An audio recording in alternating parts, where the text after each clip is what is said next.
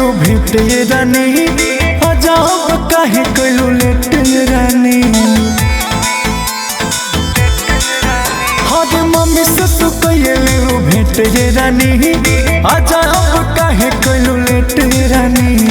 नैहरे में पहिले होता छठ कहतिया माई करे के बरत बनी यही से जुगड़ रहे में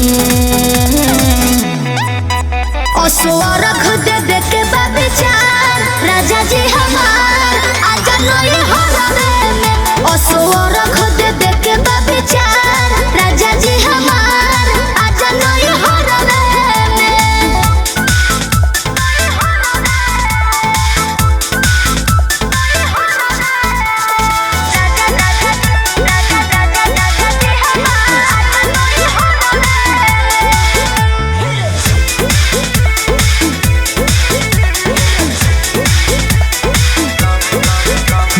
अपना तू ऐसन गईलू हो तू गईलू हो देही वाली नमी में नहीं अइलू हो नहीं अइलू हो।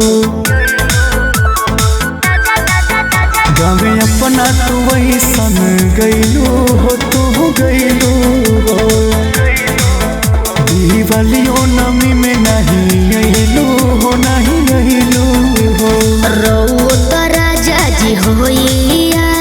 ससुरा से आइल बानी साल भर के बाद रहे रहुए न घर में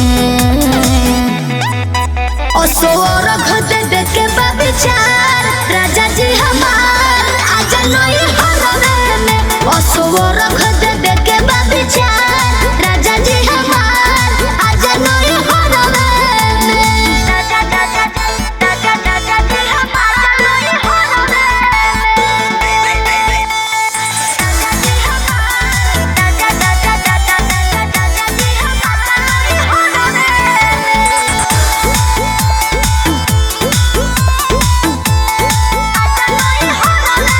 ठीक बा पूजा निक से बीतैहा हो तू बीतैहा हो बाकी छठ के बिहान चली अइहा हो चली अइहा हो।